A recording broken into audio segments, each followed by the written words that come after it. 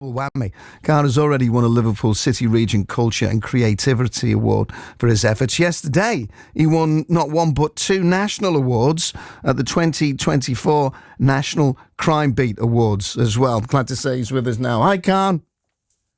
Hey, good morning, Tony. How are you? How are you, mate? Look, have you got enough room in the house for all of these awards? What's going on here?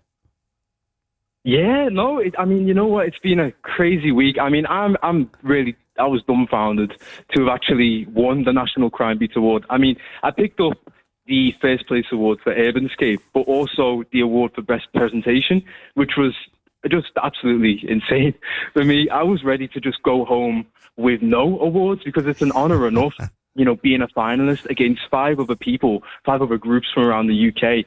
With each of them, being so amazing in their own way, And what did the judges say about your garden and why you won? Because they give a little bit of a blurb and they explain the reasons why that you're the winner. What did they say? Yeah, well, you know what? The judges and the audience's reception was incredible. When I was doing my presentation, when I actually showed the image of Urbanscape, the transformation, they all gasped. So the judges were really, really impressed. And I think it was just the sort of absurdity of the project. We have such a huge variety of different groups. We have police cadets, we have diversion programs for youth, and then a community garden, and they're all working towards sort of the same goal of social action. So yeah, I think the judges were just impressed by how unique the project is. And the awards highlighted the most innovative and successful crime prevention projects across the UK as well. Yeah. So aesthetically, looking at it, that looks nice. It's better than it was. How do you think it's helped in other ways, do you think, Carl? Yeah, well, you know what? The main thing that Urbanscape does is it acts as a deterrent. Obviously, it's being built on a fly tip, so it physically prevents people from fly tipping on that spot. But also, it's built people's pride in the area to say, you know what, actually, I should respect where I live more. I should respect my neighbours more. There's this beautiful garden on my doorstep now, so it's going to bring shame to somebody to then go and fly tip. So that's another thing that it does. But it's also built community cohesion. People of all walks of life, LA is such a diverse community. The garden's open 24/7, and I've seen loads and loads of different people using the space. So it's really brought people together and built that cohesion, where if there's a lack of cohesion, that's when you get a situation where people disrespect their neighbours and their environment and themselves. I'm just looking at the picture now. I'll get you to describe it for me. But, the telly is full of all of these gardening programmes, like Bring Garden Back to Life, Garden Makeover, Gardener's World. You see these incredible, spaces. Yours, it wouldn't look out of place on Gardener's World, this. It's fabulous. It really is. Just describe it briefly for us. Go on. Thanks, Tony. Well, I actually designed it myself after a number of public consultations. And so it spans 4 homes. It was a bit of a hilly site. So yeah, it's shaped like a triangle, and it was a bit of a hill, so it was very uneven. To build the garden, we had to strip back some of the layers of soil in order to place some resin-bound flooring. So the space is very open. We've got this yellow resin-bound, like sort of gravelly flooring. And we have a variety of plants and foliage and flowers. The back wall is wood panelled, and generally the colours.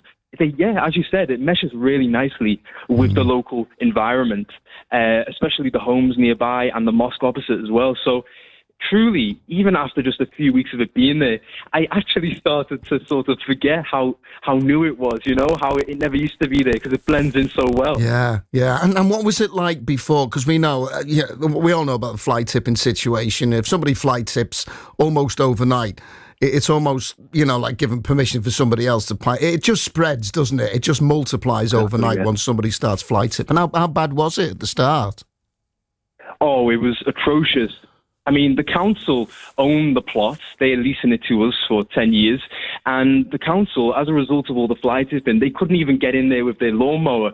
So the fly tipping was preventing them from cutting it back, the grass has grown up even to my waist. And I'm 5'11", so it was very, very high. It was full of weeds. Wow. And even there was fly tipping that was half submerged in the ground, covered in soil after months and months of being left there. So, yeah, it was terrible. And one of the first community skip days that I organised was to clear that specific plot, which was quite the task, because we had to rip up all kinds from the soil, chicken coops, all kinds. Really? Wow. And then on top of what was already there, people on a weekly basis were dumping mattresses and fridges and TVs, bed frames, chairs, a lot. It was shocking, really.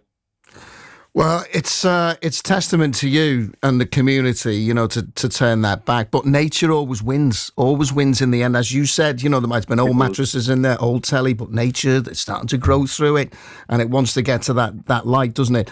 It doesn't matter where the green space is. For me, there are two things. If you live near water, it's great. If you live near a river or the sea or whatever, you can go there, or even a canal, you can go there. It gives you headspace. But even the smallest green space gives you headspace as well. This world we live in now, information coming at you all the time. It's like being on a carousel that you can't get off sometimes. But when you just sit down in a green space, even if it's only for 10 minutes, everything's all right, or it certainly seems that way. And do you find that with yourself and members of the community who do that? Yeah, absolutely. I mean, Urbanscape, it's a microcosmic park, and the slogan is a green escape in an urban place, Urbanscape. So it is really, that escape where anybody can come and sit down and get immersed in nature and have that breakaway from city life and, from the hustle and bustle. And yeah, I do find that with individuals, with the variety of people that sit in Urbanscape on a daily basis, I've actually managed to form relationships with all sorts of new people that I otherwise wouldn't have spoke to. And they all do say that they just love to just sit there and just take in the surroundings. And some of them have actually picked up gardening since and being a bit inspired. So yeah, it's just really, really a great cohesive space. Mate, you're only 16. Well, when I was 16, I couldn't even tie my own shoelaces. What's going on? You know what? I just live and breathe it. I love what I do. I've done it for 2 years, and it just comes naturally to me. I mean, I wasn't even a gardener to begin with, and I've had to not only learn how to garden, but I've had to learn how to do landscape design, graphic design, and I've took on all of these skills, and I've learned to love all of them. So yeah, it's just a natural thing for me. And that's it, isn't it? And I'll leave you with it. I'm glad you said that. Is this something that you're going to carry on now? Because I don't think you have to be a gardener, because you just try stuff out. If it works, it works. If it doesn't, you learn from that. Is this something that you might want to carry on into a career, Carl? Oh, absolutely. I mean, Urbanscape, it's got so much value that still can be tapped into. We've got a variety of projects that are going to be running throughout 2024. Some have been announced now, some are yet to be announced. So you'll have to keep an eye out for that. But yeah, there's so much value to be tapped into, and I'm going to continue